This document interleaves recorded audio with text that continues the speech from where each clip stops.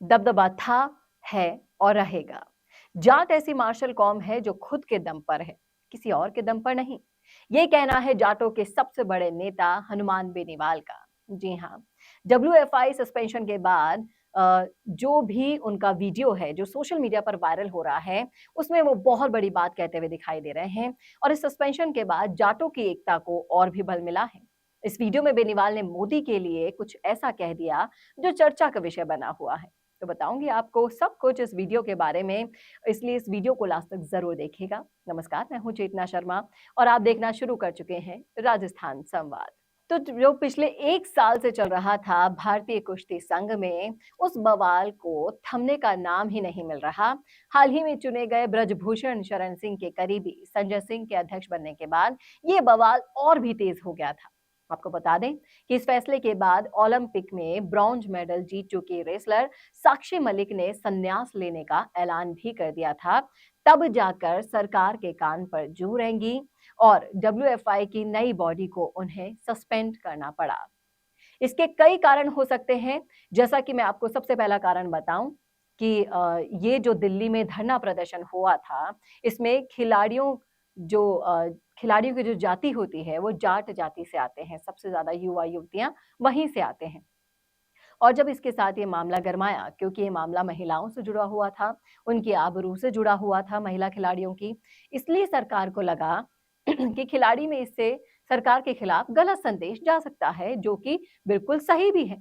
क्योंकि बजरंग पूनिया, साक्षी मलिक, विनेश फोगाट सभी ने अपने पदक सरकार को लौटा दिए थे और संन्यास लेने की घोषणा कर दी थी। और इसका एक और गलत इम्पैक्ट पड़ता इंटरनेशनल ओलंपिक संघ पर भी, जिसमें भारत की इमेज खराब हो सकती थी। इसके अलावा जो तीसरा सबसे बड़ा कारण है वो ये है कि विपक्षी पार्टी इस पूरे मामले का फायदा उठाएगी 2024 के लोकसभा चुनाव में। ये मुद्दा विपक्ष अच्छे से भुना सकती है, क्योंकि ब्रजभूषण शरण सिंह डब्ल्यूएफआई के अध्यक्ष भी हैं और बीजेपी के केसरगंज से सांसद भी हैं। और इसी के चलते डब्ल्यूएफआई की नई बॉडी को सस्पेंड किया गया। अब सवाल ये है कि जो हनुमान बेनीवाल का वीडियो वायरल हो रहा है, उसमें वो क्या कह रहे हैं। हनुमान बेनीवाल जाटों के नेता हैं और वो साफ साफ कहते हुए दिखाई दे रहे हैं कि दिल्ली पर हमेशा से जाटों का राज रहा है और ये है और रहेगा। इसके सामने मोदी का घमंड भी चूर चूर हो गया है। जब से विधानसभा चुनाव में बीजेपी की सरकार बनी है, तब से कोई ना कोई जातिगत मुद्दा राजनीति पर हावी हो रहा है। उपराष्ट्रपति जगदीप धनखड़ का मामला ले लीजिए, इसमें भी जातिगत मोड़ आ गया था। और इसके बाद जो डब्ल्यूएफआई का मुद्दा भी इसी जाति से जुड़ा हुआ है। क्योंकि अगर खिलाड़ियों की हम बात करते हैं, तो खिलाड़ियों में सबसे ज्यादा जाट जाति के युवा युवती ही आगे आते हैं। और फिर उससे ऊपर ये मामला तो यौन शोषण से भी जुड़ा हुआ है, जिसके कारण महिला जिन्होंने सबसे ज्यादा वोट दिया था विधानसभा चुनाव में, उनका वोट प्रतिशत घट सकता है बीजेपी के हाथों। और फिर डब्ल्यूएफआई के सस्पेंशन के बाद स्थितियां सुधरेंगी या नहीं, ये तो आने वाला वक्त बताएगा। लेकिन बीजेपी के लिए मुश्किलें बहुत खड़ी हो सकती हैं, जो कि साफ साफ दिखाई दे रही हैं। और इसका पूरा पूरा फायदा विपक्ष भी उठाएगा, इसमें कोई दो राय नहीं है। और जहां तक जाट जाति की बात होती है, हनुमान बेनीवाल की बात होती है, तो हनुमान बेनीवाल खुलकर बोलते हैं, क्योंकि वो एक ऐसे नेता हैं, एक ऐसे युवा हैं जो कभी भी बोलने से कतराते नहीं हैं।